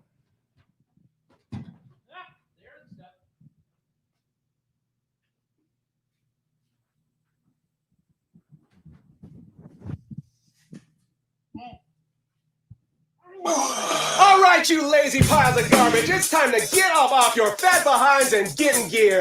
We know you shouldn't have any self-respect looking the way you do now, but we can motivate you, we can improve you, we can make you better, because when you quit disgusting yourself, you'll quit disgusting me. I wanna take you to the movies. I wanna show you what life decided is beautiful. I wanna flow with a bluesy, but your average size is simply unsuitable. Oh yeah, you're just unusual. But if I let you feel acceptable, you won't improve. It's cruel to blindly respect. Ooh. Ooh. Ooh. You're not pretty till you're perfect. And if I think that you're a cutie, I'll let you know that you're sweet and juicy like a piece of pie. I need a slice of, but you don't and you won't talk to me. I can't imagine the reason why, 'cause I'm a decent guy. Oh yeah, and I'm at least a 9. But if you make me feel rejected when you turn me on, I long to turn on you next.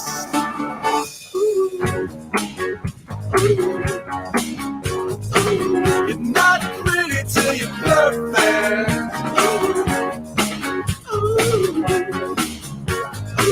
The way you are, you're just worthless, baby, baby.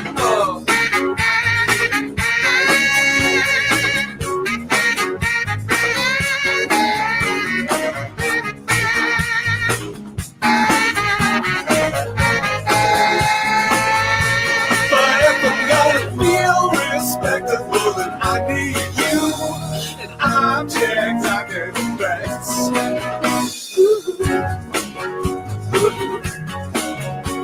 You're not pretty till you're perfect.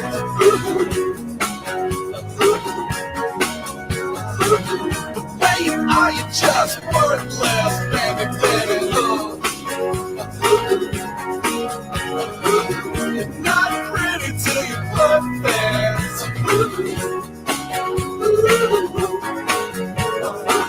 The way you are, you're just worthless, baby, baby. You're not pretty till you're perfect.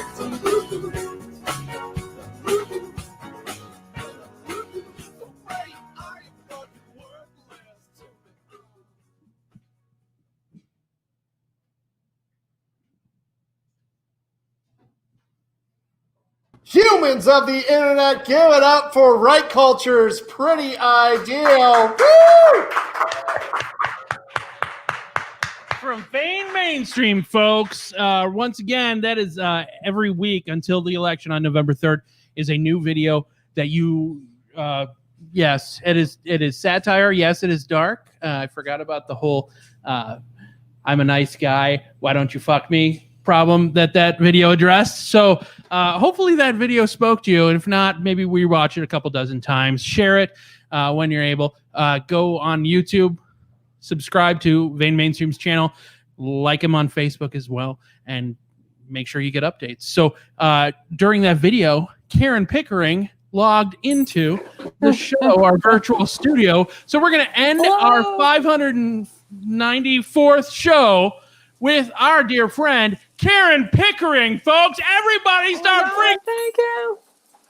Hi, you guys. How are you doing? Can you hear me okay? Okay. It's really good. Just let me know if you can't hear me. This is really weird because I didn't hear Andrew and then now I'm here. But hey, we got some things going on, right? Election coming up. We're trying to get the facts together and the data, and many of us have voted.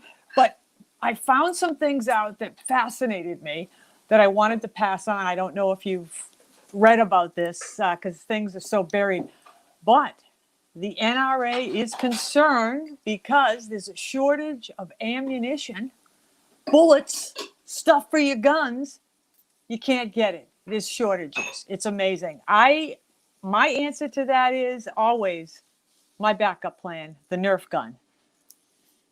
Works every time, and there's just so many Nerf bullets hanging around. It's just fascinating. So, another blonde suggestion, but peace and love. That's the only way to go. I had a couple of other things that were new that I found out too. That you get. I don't listen to the news in the morning because it just wrecks my day. I don't listen to it. I wait till the end of the day after work.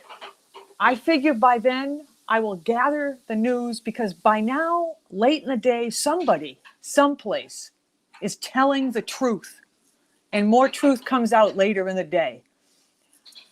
It's crazy. I just think that's when it's better. And then in the morning, I just surround myself with goofy activities. Like this morning, somebody at my house had dressed the cats up in costumes again, getting ready for Halloween. And I know we're all stressed in the pandemic and stuff, election, blah, blah, blah. But a little joy like that just puts you right over the edge. Cup of coffee, out the door. You've seen the cats in the costumes. Life's a little lighter, huh? Oh, man. And I'm trying to stay healthy, too.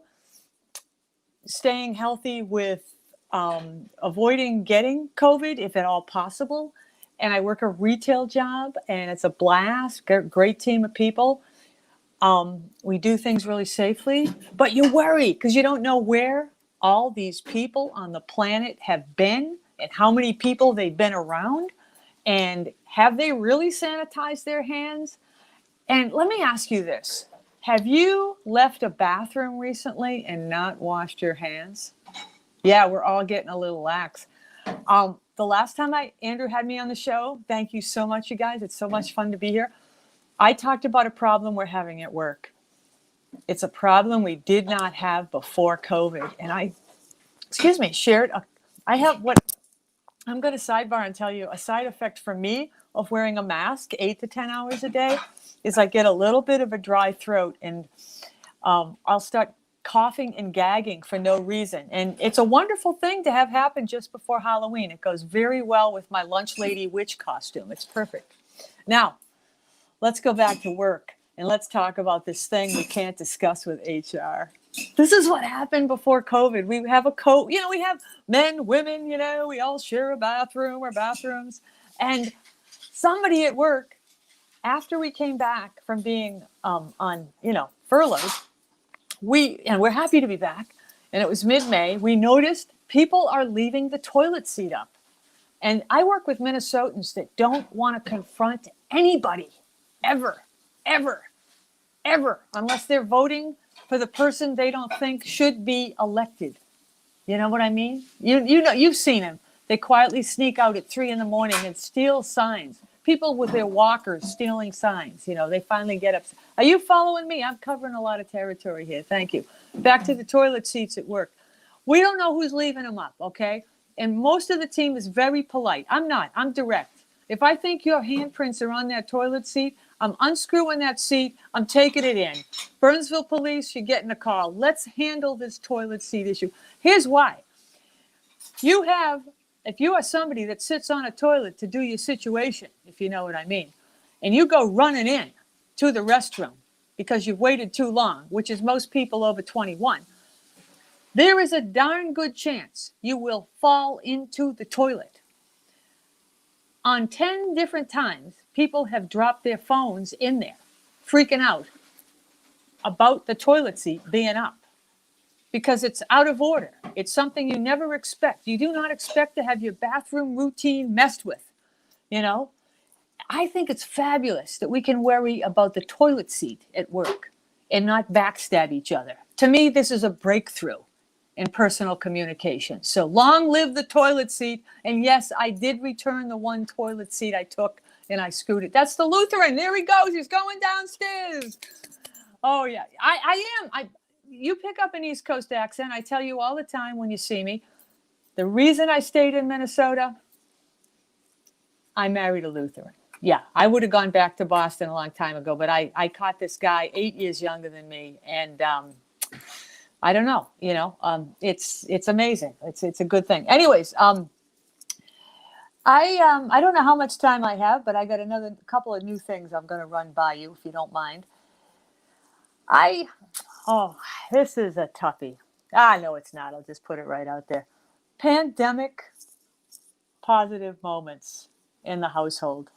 Spending so much time at home when I'm not out at the job or talking to you guys that the romance is back. Yeah, you're looking at me going, honey, you're not 30, okay? And we're seeing a little gray right here. Oh, wait, on this side. I get so confused. Yeah, that's my tribute to John Bon Jovi. Thank you. And it's great. It's great. I'm spending so much. I'm falling in love with, you fall in love again. It's a beautiful thing. And if anybody wants to be set up I have a list of my friends that are now ready to be in a relationship. And I would like my other job, I would like it to be matchmaker. I think I'm very good at that. And get offline. We got to have, I think the pandemic is a great time to find someone to spend the rest of your life with. Because if you go out to Target at 9 a.m. and you study the shopping habits of some of these people, you're going to fall in love with them. You're going to find your coupon clipping baby that you wanted. You're going to find somebody that's eating the same junk food as you if you study them as they go down with their cart down the row. And don't go before 9 o'clock to Target because all the old people go before 9. That's when I take all the old people in my neighborhood to go, who, by the way, are extremely hip. They could be up now watching this thing. That's what I find. I have found my neighbors are simply amazing. I've lived in my house a couple decades, maybe 5-6 decades. No, I'm just kidding. It's so much fun because then I see the neighbors. I drive them places, and these old ladies are a hoot. God, I don't know what they're taking. I want a little of that to last to 95 degrees. Another sidebar, but you went with me on it. Wasn't it a nice trip? I haven't even dropped the EFF bomb yet tonight. I'm trying to behave, trying to be a little bit PG. That's bullshit. But anyways, it's great to be back to the Monday Night Comedy Show. And my other thing I wanted to talk about was the amount of anxiety that, don't you hate that word? We're all talking about it. The amount of anxiety I have over actually going out without a mask on and seeing people, because the mask creates that moisture thing that women have longed for without paying $100 a bottle for it. And now, with all that moisture under my KN95 mask from Ace Hardware, they're beautiful. I have a very big face. It fits lovely. You've molded on the glasses, around the glasses, no steam going up the trifocals. It's wonderful.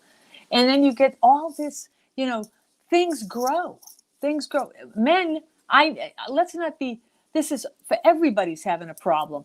Little kids, they wear a mask. They got like a hair coming off their chin just in time for Halloween. It's amazing.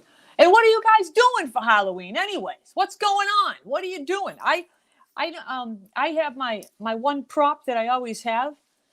School started. I spent 10 years as a lunch lady boss. I thought I'd bring it out tonight just for a little fun. I do miss the old days. I miss the kids. I got to tell you, managing lunch ladies and lunch lady men, because they are out there. The men, they don't last long because we eat them, Now they get another job. That's what happens. And it's very interesting because now that I'm along and doing another job, I hear from my friends on the line, because this year, what they're doing now, because of hybrid learning and kids only in school a couple of days a week with everything we're going through, they are packing food for families that need it. So hurrah to them, because they are really, really doing a wonderful job in our communities. So not only are they feeding the kids that do show up on the X number of days they're there, but they're sending food home with the families that need it. Now, there's no joke there. I just thought you should know what's happening. So I wear the hairnet. This is the real McCoy. I have about 200 of them in case you need one. It doubles as a sex toy depending upon your situation. And it's just been an amazing little gizmo to have for Halloween. I will dress up as I might be another kind of lunch lady, a mean one. No, I'm just kidding. I have a witch hat I normally wear. I'm just kind of blabbering, but here's some family comedy for you, and it's communication, arranging Zoom meetings. What are you doing with your family members that are on the coast and you're not going to see them? So our son is out there, and last month I shared with you that we think it's a serious relationship he's in. You know what I mean? Mama doesn't get a lot of details, but when they're over 21, you know. And he just turned 24. So I think they'll have a virtual wedding. Why wait? Have a wedding. Just do it. Do it in Massachusetts and, where he lives. And the complications of a virtual wedding, right? You got to have everybody, you got to, well, maybe there won't be complications. We were talking about this. You can have as many people as you want. The biggest damn Zoom meeting, wedding, StreamYard, whatever you're going to do. You can safely protect the elderly people in your family from mixing and spreading the disease. It's going to be cheap, and everybody can dress from the waist up. My God, I would love that. I would be in pajama pants, tuxedo jacket with a halter top. Hey, mother of the groom, you don't have to go fancy. It's the pressure's on the mother of the bride, right? Traditionally, and where the heck, they can register. It'd be great. I'm spinning this around in my mind. It is possible. They do like each other, and I'll keep you guys posted. So, I hope you voted. I hope that you found the charity of your choice to support right now. People need help. If you need help, message me on Facebook. There's a whole bunch of us that are connected. We don't want anybody alone.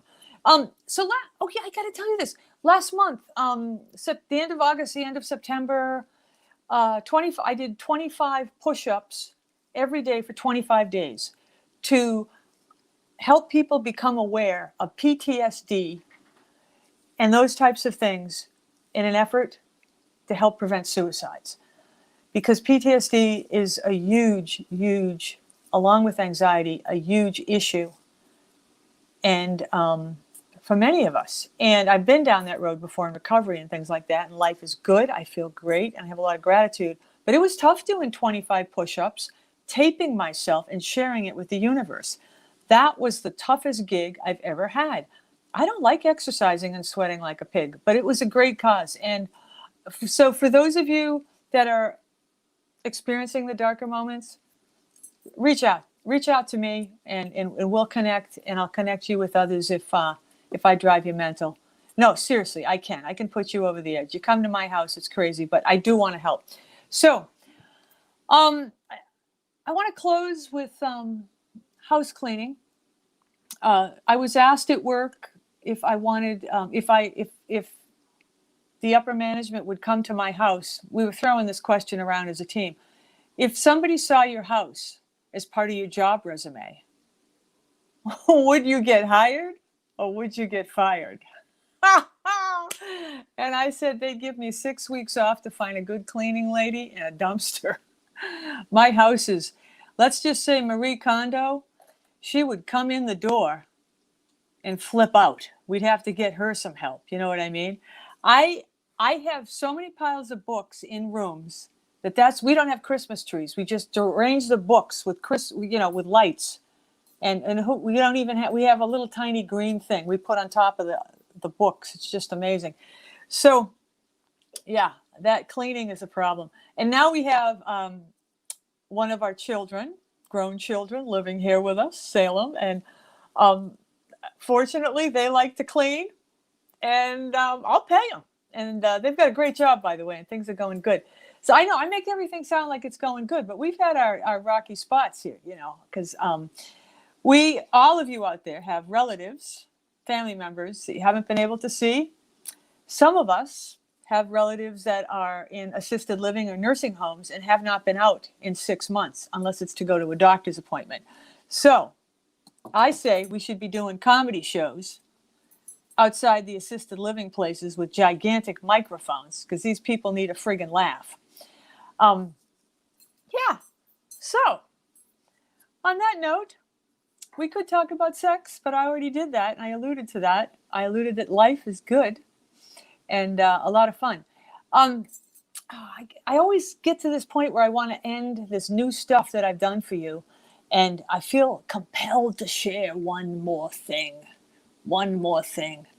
I feel like I proposed this to a couple of comics that, because 4 years ago, we were down at Spring Street with part of the Monday night group, and we did like an election show. And I got this idea that instead of doing an election show, we should do a once a week thing starting on Tuesday night, November 3rd, like a kumbaya group. Republicans, Democrats, comics, all artists just get together, maybe a virtual show, maybe half virtual, half not, and we just start talking together so that we can start some, I don't know what we'd call it. Would we call it United We Vent?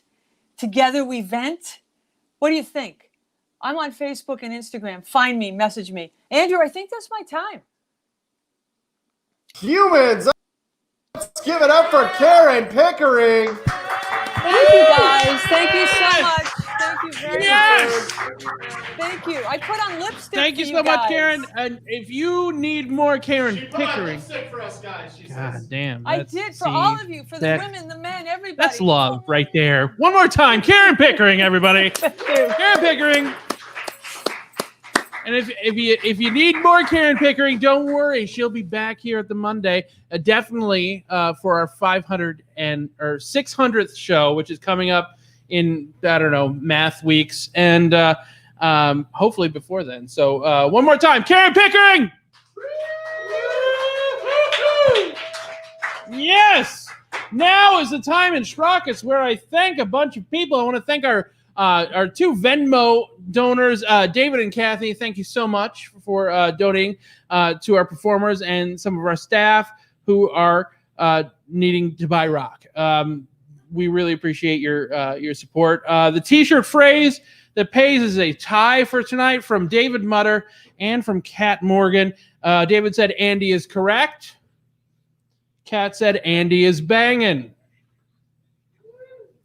You choose. Choose in the comments. Which would you rather have on a T-shirt? I would like both of them. Let's lean towards the Andy is banging. Together we can make this happen. Next week is our Halloween show. It is October. Oh my God, October 26th. Sadly, this year Halloween doesn't fall on a Monday. Those are the perfect years, but we're still going to have a hell of a lot of fun, and we think you should join us next week because a Receptacle is going to play us some music. If you don't know Receptacle, just you know, go back to school. Chris Maddock, Patrick Ryanbauer, Nick Piontek, Elizabeth S. just confirmed, and more. So it's going to be a hell of a fun show, and we'll have candy for their studio. So far, David know. Mutter says I win, though. That's about it. Oh, David Mutter doesn't win. Well, I win. Oh, you win. Oh, okay. Not in, like the royal we. Okay, got it. Okay. So Halloween show, good. We killed Whitey. We had a show, and I think it's time to thank J Money, the motherfucking hawk. Caw. Thank you so much. Saint May of the internet / underground, wherever you may be. Hopefully you're watching. If you're not, your soul is right here with it. We love you, and we will see you very soon. Ronnie, and special thanks to everybody at Nano Taco Studios, not the least of which is Mercy Victor. We love you. Oh! Kat Morgan, Shane, Whitney, Carly, Jeff. Thank you guys ever so much. We love you. We love being here, and we hope you don't kick us out. Yeah. One quick thought from Karen Pickering. Yes. Day drinking with mom. Oh, when's it happening? Hustle Comedy. Wednesday, October 28th. October 7 28th. p.m. Wednesday, October 28th. That's a week from this Wednesday. At the 3rd floor of the Mall of America, where Gators used to be, where they used to have Goth Night on Sunday. So if you remember that, then you're cool. and you still call it Camp Snoopy. So that's all right. So Day Drinking with Mom, you should also follow them on Facebook because they actually post some really funny memes. I like it. Anyhow, good show tonight, folks. Thanks for being here. We really like doing the show for you. And if you like watching it, and slumming it on Mondays with us, keep doing it and tell your friends. Reshare the post. Watch Nano Taco Studios when they rebroadcast this, and nanotacostudios.com. We can't thank you enough for letting us be a part of your operation here. So that does it for the Monday. Remember that you have this one life and it can be short, so you better stop fucking around and live it. So thanks, guys. Stay awesome. We'll see you next Monday.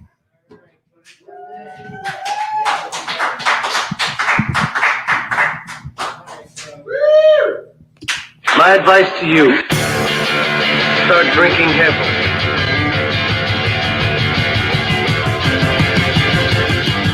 Well, hello, Mr. Fancy. Why?